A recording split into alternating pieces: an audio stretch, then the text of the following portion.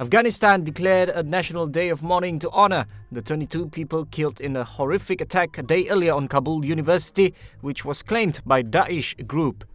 Most of those killed were students and another 27 people were wounded, some of them critically. The brutal, hours-long assault was the second attack on an educational institution in the Afghan capital in as many weeks amid a soaring rise in violence and chaos across the country. The Islamic State affiliate also claimed the earlier attack on October 24th that killed 24 students at a tutoring center in Kabul's mostly Shiite neighborhood of Dasht-e-Barchi. Outside Kabul University, a small group of demonstrators gathered, demanding a ceasefire and urging the government to withdraw from the negotiations with the Taliban until a permanent end to hostilities is declared. The assault on the university was condemned by the United Nations and the Organizations of Islamic Cooperation. The government's lead negotiator in peace talks, Mohammad Massoum, called for an immediate ceasefire announcement from the Taliban. The Taliban, which condemned the attack on the university and denied involvement within hours of its start, have refused to declare a ceasefire, saying it would be part of the negotiations. Austrian police raided 18 locations and arrested 14 people in a massive dragnet after a gunman killed 4 people in a rampage in the center of Vienna overnight. The gunman, who was killed by police minutes after he opened fire on crowded bars, was identified as a 20-year-old convicted jihadist released from jail less than a year ago. An elderly man and woman, a young passerby and a waitress were killed in the attack, and 22 people, including a policeman, were wounded. Interior Minister Karl Nehammer told a news conference Vienna's mayor said 3 people were still in critical condition. Authorities had previously said they could not rule out the possibility that other shooters were still on the loose and asked people to avoid the center of Vienna.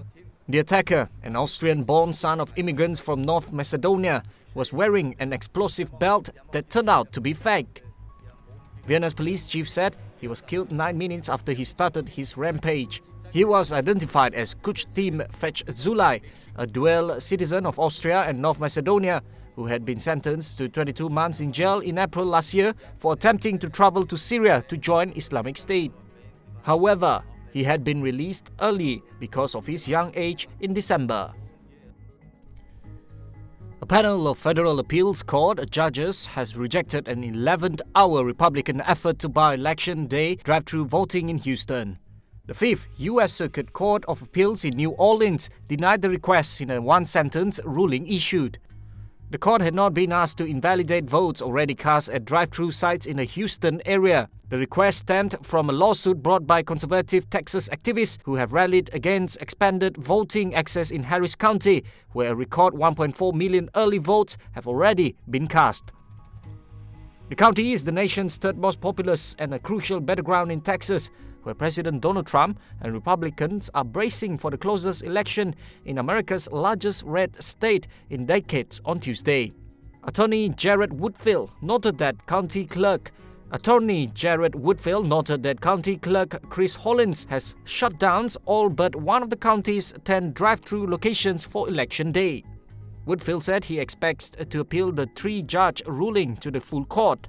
Trump won Texas by 9 points in 2016, but polls have shown Democrat Joe Biden still within reach in America's biggest red state. Democrats also need to flip only 9 seats to reclaim a majority in the Texas House for the first time in 20 years and have aggressively targeted several races in Harris County. A nationalist Buddhist monk in Myanmar noted for inflammatory rhetoric surrendered to police, who have been seeking his arrest for over a year for insulting comments he made about the country's leader, State Councillor Aung San Suu Kyi. The surrender of the monk Wiratu came just days ahead of general elections on Sunday, which Suu Kyi's ruling National League for Democracy party is expected to win. His appeal Monday was seen as another endorsement of the USDP, the main opposition party in parliament and the sole serious challenger to Suu Kyi's NLD. In May last year, a court issued an arrest warrant for Wiratu, charging him with sedition for insulting comments he made about Suu Kyi at a nationalist rally while comparing the military's representatives in parliament to Buddha. If found guilty, he could be sentenced to 3 years to life in prison. Under Myanmar law, he would have to be defrocked by Buddhist authorities before he could be arrested. Wiratu became prominent in 2012 after deadly riots broke out between Buddhists and Muslims of the Rohingya ethnic minority in the western state of Rakhine. He founded a nationalist organization since disbanded that was accused of inciting violence against Muslims. Thank you, Georgia. Go out and vote. Let's get this vote out. I'm Chris Kahn, polling editor for Reuters. 2020 has been a year like none other, and that certainly goes for the presidential campaign. Here are 3 reasons why the election this year will be unprecedented. The first, this is an election in which people have largely made up their minds. We found months ago that most voters said that they are locked in on their choice of either supporting Donald Trump or Joe Biden.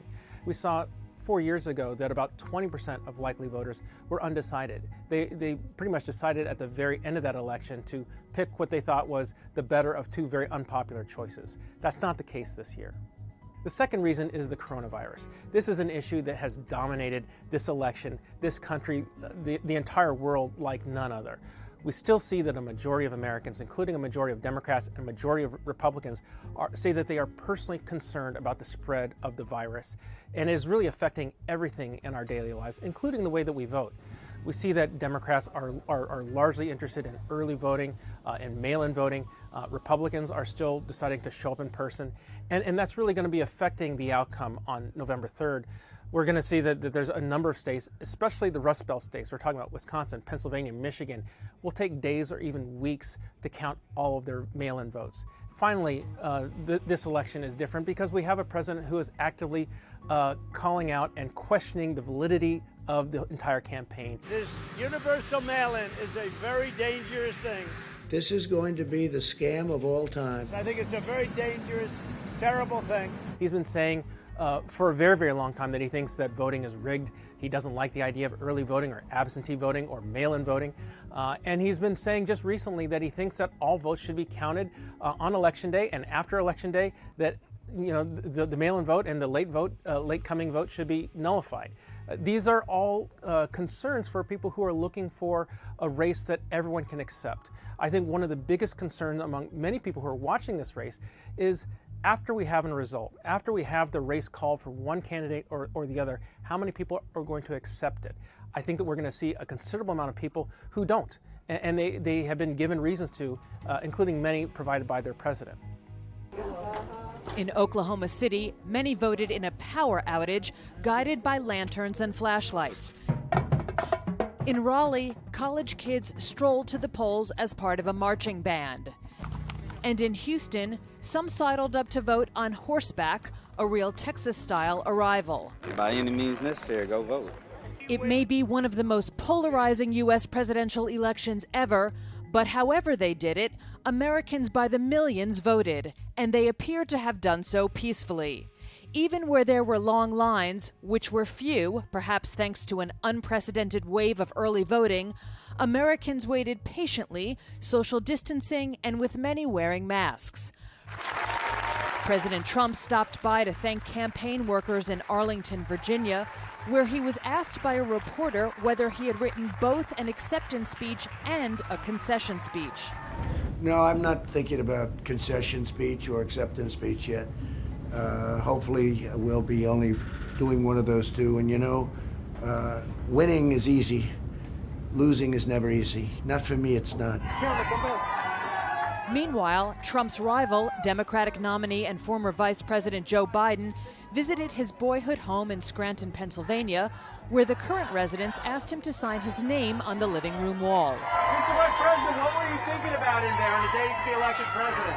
Thinking about my mom. Thinking about my mom, my dad.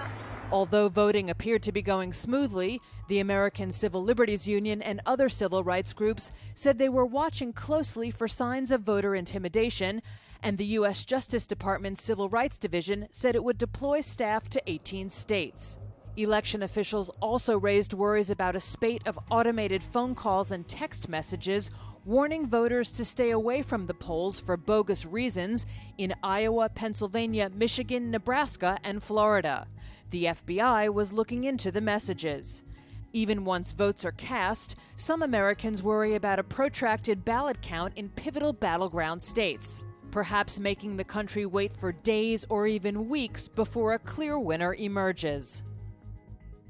Russia's top diplomat said that about 2,000 fighters from the Middle East have joined the fighting over Nagorno-Karabakh, the worst outbreak of hostilities in the conflict between Armenia and Azerbaijan in more than a quarter century. Russian Foreign Minister Sergei Lavrov's statement came as the warring parties treaded accusations of new attacks in the region. Lavrov added that Russian President Vladimir Putin raised the issue in last week's phone call with Turkish President Recep Tayyip Erdogan. He said that Russia was continuing to push for hostilities to end, noting that it's working on a set of verification measures needed to achieve a lasting ceasefire. The measures include the possible deployment of international observers under the aegis of the Organizations for Security and Cooperation in Europe.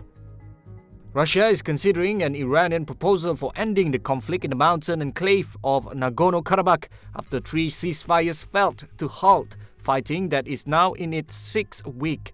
Deputy Russian Foreign Minister Andrei Rudenko was saying Iran's proposal was made by Deputy Foreign Minister Abbas Abakchi during a visit to Moscow last week, but gave no details.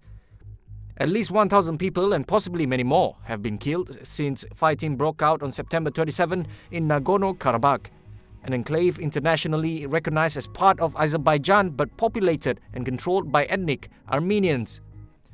Russian news agencies reported last week that Iran had proposed a leading role in peace negotiations for countries in the region. Russia, it said, would be one of these countries.